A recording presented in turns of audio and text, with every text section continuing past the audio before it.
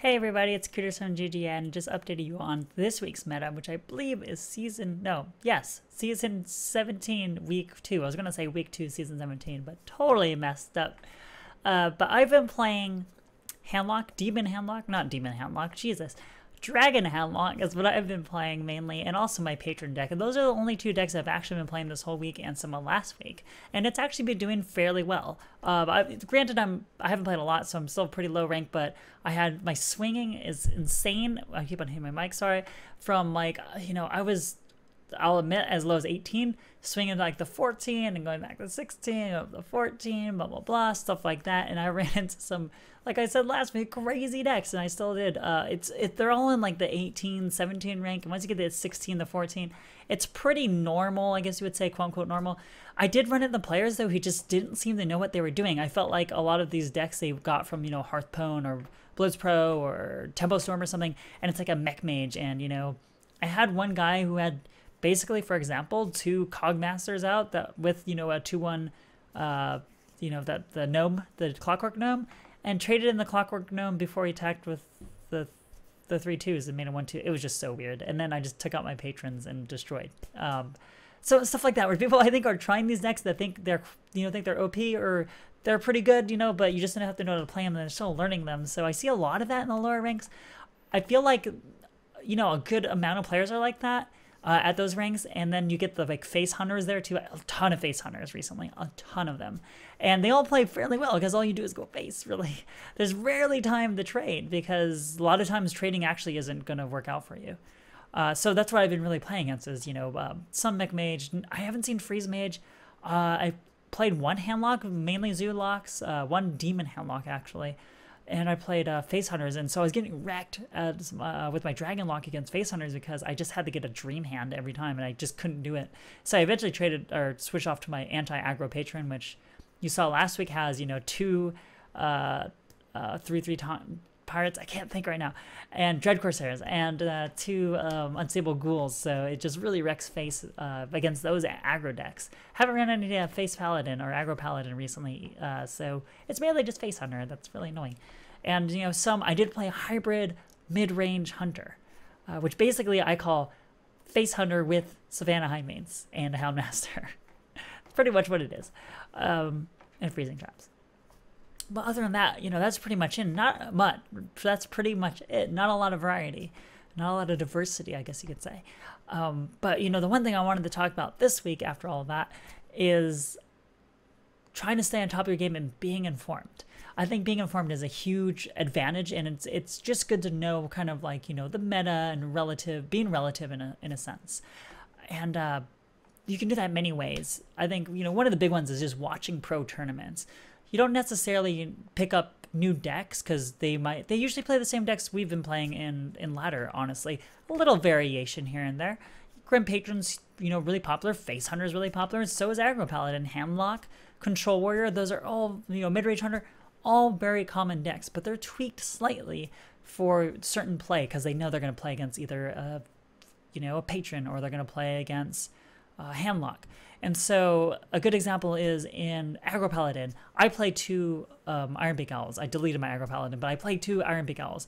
And, that I've seen that in pro tournaments, and you don't normally see it on ladder because you're giving up damage for a silence. But I feel like there's so many anti-aggro decks out there, and so many like Handlock, it's really good against Handlock because you can at least silence through the taunts and just kill and go face. So it's stuff like that. You just get little tweaks and maybe even trades that you wouldn't think of, or why they would play, say, Frothing Berserker turn 3 if they can coin it out, or turn 2 if they could coin it out versus a Druid, because Druids really can't clear them easily since they only have Wrath at turn 2, turn 3, which does 3 damage, and now they're, it's a 3/1 basically, and they take an extra damage. They don't want to hero power it either because they're going to take extra damage. I mean, they could Wrath hero power, but that's 5 mana. So I mean, it's stuff like that where they have to swipe it really, or put something else like Keeper of the Grove to deal with it, and usually they don't want to because it's not super strong as a 2/4, but it really challenges the board and it can do a lot of damage. So yeah, doing stuff like that, and a good example of really outside of that is outside of the tournaments rather is TGT. TGT is coming up and all over websites all over the place. Blizz Pro and Blizzard, Hearthstone page, all that stuff like that. they're revealing these new cards and there's all these new things and people are thinking and collaborating and coming up with new metas, oh, lock and load, like, insta kill if you get all the arcane shots and have this and this where it costs no mana, stuff like that. And it's really cool to see that. And I think staying on top of that and really knowing what's coming out, you can really devise, like, how can I fit this into my deck, or how can I make a deck that can really exploit this or really take advantage of this new card that's just been shown. And other people where people are just like, that's a terrible card, but maybe you see something that other people don't. A lot of people like to share it, but some people hold it in and keep it secret. A lot of those big name players, I guess, might think of something like, I'm not going to reveal this because I want to try it on ladder and see how good it really is. And that can be, that can really give you a big head start in the beginning. Obviously, it'll all pan out eventually, but coming up with certain strategies and, deck building and stuff and theory crafting really can give you a huge lead when it comes to that stuff. I, on the other hand, I want to employ that, but the thing is, I treat TGT like Christmas, right? So I don't actually, I don't look at a lot of them unless people are like, hey, shove it in my face, check it out, Goodrich, look at this, hey, cat, look at that. And I'm like, oh, that's terrible, or that seems really OP. But I want to open up my packs. I pre-ordered it. I want to open my packs and be like, ooh, it's a legendary that I've never seen. Instead of like, oh, I know what this is, this sucks.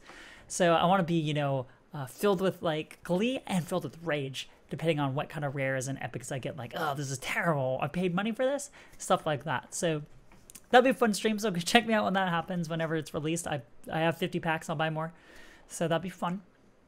And then outside of Hearthstone, how can you be informed? What does that really mean?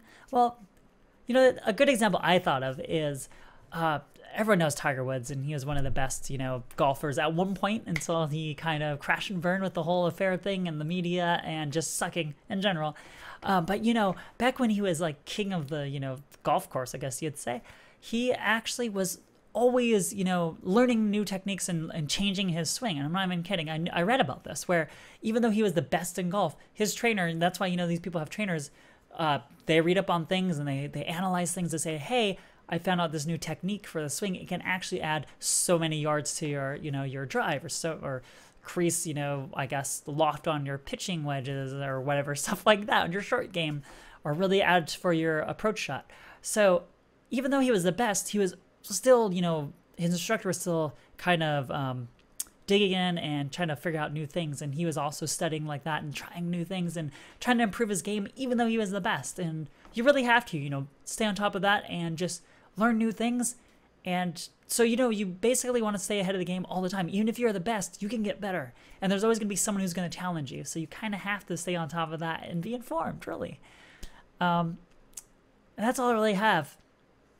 The one thing I guess I can really say is also coming up with these new things. You'll find things like, for example, now, if you say, I want to play Priest, and I want to play, Kobold Geomancer, 2 Kobold Geomancers, and 2 Mind Blasts. Because, when it comes to turn 8 or so, I can have a 16 damage combo from hand. Yeah, it's like, that's never going to work. And then we can get the free Molten Giants. Oh, there's no way he can kill me.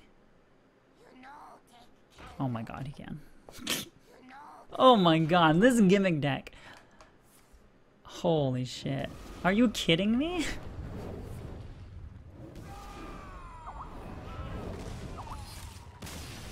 This is the kind of shit you run into at rank 18. Okay, maybe sometimes. Alright guys, thanks for coming by. Remember to watch me at hearthstone.blizpo.com for more videos like this.